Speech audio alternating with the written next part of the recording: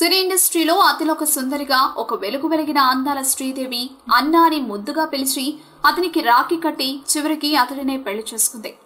తెలుగు, తమిళ, హిందీ భాషల్లో ఆమె star heroine గా గుర్తింపు పొందిన సంగతి తెలిసిందే. శ్రీదేవి బోనీ కపూర్ పెళ్లాడే వరకు ఆమె ఎన్నో పరాభవాలు, ఆమెపై ఎన్నో కాంట్రవర్సీలు అబ్బో చాలానే జరిగాయి. అయితే బోనీ కపూర్ కంటే ముందు శ్రీదేవికి పెళ్లైన విషయం చాలా మందికి తెలియదు.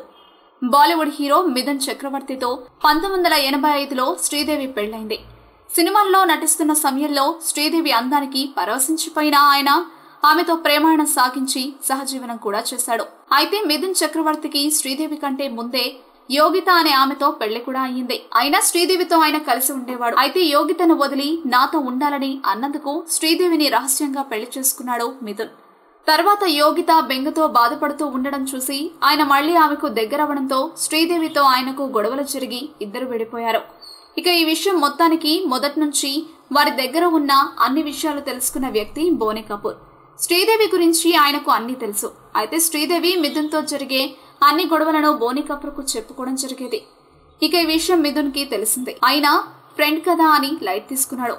అయితే మిథున్ ఇంట్లో లేని సమయంలో బోనీ కపూర్ శ్రీదేవితో మాట్లాడడం, కలవడం చూసి తట్టుకోలేకపోయినా మిథున్ శ్రీదేవిని బోనీ కపూర్ కు రాఖీ కట్టి అన్నగా స్వీకరించమని కోరగా ఆమె కట్టింది. అయితే మిథున్ తో గొడవలు ఎక్కువ అవ్వడం, తర్వాత బోనీ ఆమెను దగ్గరకు తీసుకుని అన్ని తానే చూసుకోవడంతో ఆమె బోనీ కపూర్ ను పెళ్లి చేసుకుంది. ఇక బోనీ కపూర్ కి కూడా రెండవ పెళ్లి అవడం గమనార్హం. మన ఛానల్ మంచి పేదాలంటే ఏం చేయాలి?